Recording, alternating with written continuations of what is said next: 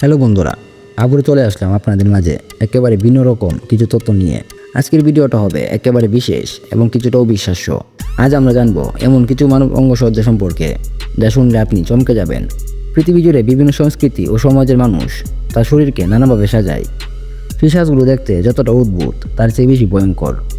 ভিডিওটিতে লাইক দিন এবং সাবস্ক্রাইব করে চলুন শুরু করা যাক আজকের ভিডিও। নাম্বার 1, শুরু করি আফ্রিকার কাইঙ্গা ট্রাইবের কথা দিয়ে। তাদের ঐতিহ্য অনুযায়ী মেয়েরা ছোটোকাল থেকেই গলায় ধাতব রিং পরতে শুরু করে, যার ফলে গলার হাড়ের উপর চাপ পড়ে এবং সেটা ধীরে ধীরে বড় হতে থাকে। এই প্রক্রিয়ায় তারা একটা বড় ও অপূর্ব গলা পেতে চায়, যা তাদের সৌন্দর্য ও মর্যাদার প্রতীক হিসেবে বিবেচিত হয়। তবে এই শখের জন্য বহু শারীরিক অস্বস্তি অনুভব করতে হয়।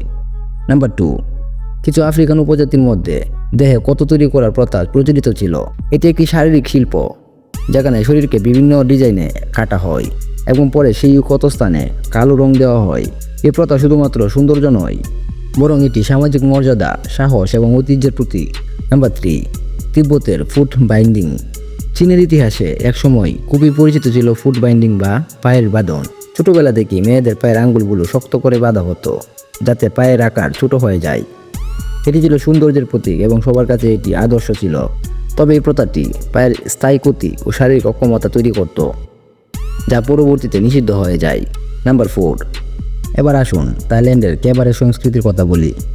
থাইল্যান্ডে অনেক পুরুষ এবং মহিলা তাদের শরীরের অঙ্গসজ্জা পরিবর্তন করে বা পরিবর্তিত যৌনাঙ্গের সাথে নতুন জীবন শুরু করে।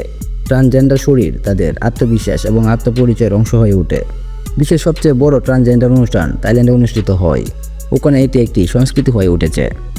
নাম্বার 5, দক্ষিণ আফ্রিকায় একটি আদিবাসী সম্প্রদায়ে কেম্বু নামে প্রথা প্রচলিত আছে, যেখানে সাপের বিষ দিয়ে শরীরে বৈদ্যুতিক প্রভাব তৈরি করা হয়। এটি শারীরিক এবং মানসিক ক্ষমতা বৃদ্ধির জন্য ব্যবহার করা হয়।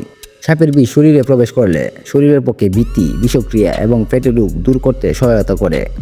এটা মূলত শরীরকে পুনর্জীবিত করার উপায় হিসেবে দেখা হয়। নাম্বার 6, সুদানে লিপ প্লেট। ইথিওপিয়ার মুর্শি উপজাতির মহিলারা নিজের টুটে বিশাল প্লেট পরেন। শুরুতে এই প্লেট ছোট হয় এবং বয়স বাড়ার সাথে সাথে মহিলারা প্লেটটি বড় করে নেন। এই প্লেট পরিধানকারী মহিলাদের বিশেষ সম্মান দেওয়া হয়।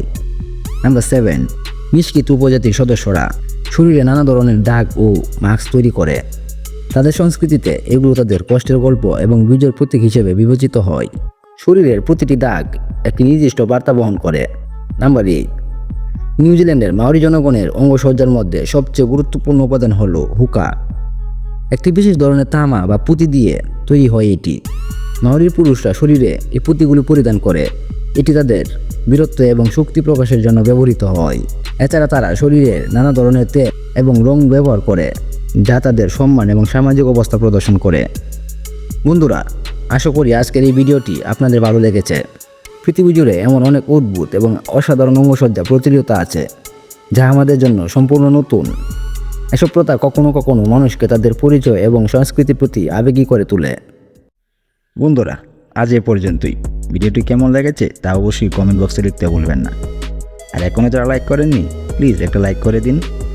এমনই আজব, অজানা আর ইন্টারেস্টিং ভিডিও পেতে আমাদের চ্যানেলটি সাবস্ক্রাইব করে রাখুন। নিজের প্রতি খেয়াল রাখুন। ধন্যবাদ।